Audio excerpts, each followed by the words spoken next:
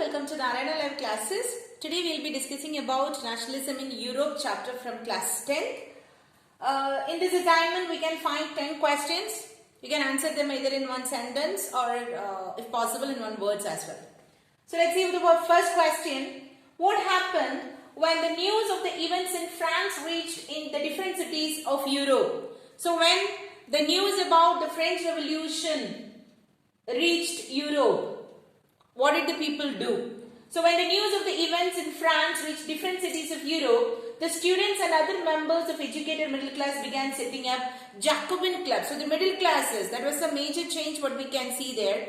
The Jacobins clubs were formed by the middle classes. Those who were affected by the aristocratic power, so they started setting up the clubs. So that is what the Jacobin clubs we can see here. Then the second question is, what was the extent of the Napoleonic Code? So the Napoleonic Code, which was introduced in 1804 by Napoleon Bonaparte, the extension or the export, like how far it was extended. It was extended to the regions under French control, to the regions of French areas. This all has been exported. Let's see the third question. When did the first clear expression of nationalism come? So the first clear expression of nationalism came with the French Revolution in 1789. So the French Revolution, when it started in 1789, which is considered as the revolution of the revolutions, because from there only the national uprising has started and influenced the other parts of the world. Let's see the fourth question here. Name a few things abolished during the French Revolution. So during French Revolution, like as we know that the people were completely affected by the Louis XVI monarchical rule. So when the French Revolution started, the very first thing what was abolished was the internal dues and customs. Internal custom duties and dues were abolished. Even that we can find in the Napoleonic Code as well. Let's see the fifth question over here. Name a few things done in the name of nation during the French Revolution. So to create an idea of sense of collectivity about the nation, what was the common things which was introduced in the name of a nation? So we can see here the new hymns were composed, oaths were taken, martyrs were commemorated, all in the name of the nation. So a lot of ideas they have introduced. In that few are like new hymns were composed, then oaths were taken. To protect the nation, they have taken the oaths, and the martyrs who all died for the nation were commemorated. Let's see the sixth question. Why did French become the common language of the nation in France? Because as a part of sense of identity or sense of collective nationalism, the regional dialects were restricted. So we can see here, the regional dialects were discouraged and French was taken as the common language for the nation, because everyone will have a feel that I belongs to the French nation.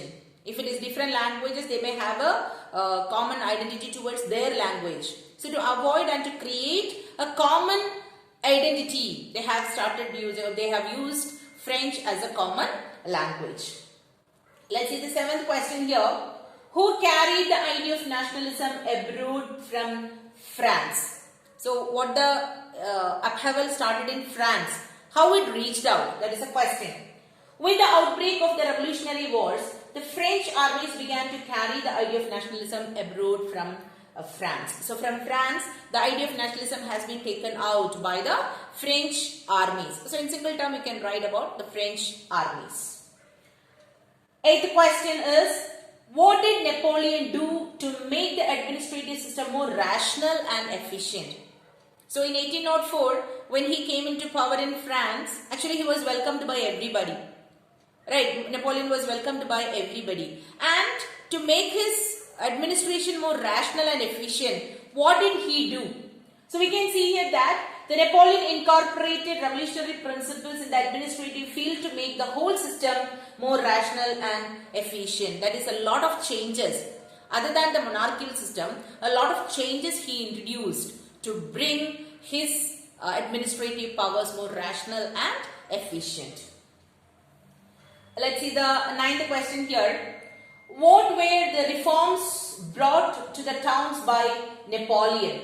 So what are the reforms Napoleon introduced? So we can see here that Napoleon introduced a lot of administrative reforms to make his ideas rational and efficient by, like we know that the privileges based on birth were removed. There is no privileges, and the internal custom duties and dues were removed. Peasants were freed from the serfdom and manorial dues. Universal, in the sense like the same kind of ways and measures were introduced. So all these ideas were introduced by Napoleon Bonaparte to make his administration more rational and efficient. We can see the last question here. According to the local population, what seemed to outweigh the advantages of administrative changes made by Napoleon? As I told you clearly that when Napoleon came into power, everyone welcomed him. Everyone were in a feel that yes, he is going to save us from the despotism and he will be this messiah for us. But unfortunately what happened, that enthusiasm what the people had turned towards a hostility. Why? Because of increased taxation. To meet the war requirements, Napoleon increased the taxes. So definitely the burden will be on the people. That a factor. Then the censorship. That is, the people are not allowed to publish anything against the ruler. So censorship. Then forced conscription into the French armies. The peasants and the people, the citizens were forced to join the army. So that all created a kind of hostility towards the Napoleonic codes or the Napoleonic powers. So these are the questions. It's very, very important. Hope you all will do it. Once after doing it, please cross-verify your answers with the key what is given here. Thank you all. Have a good day.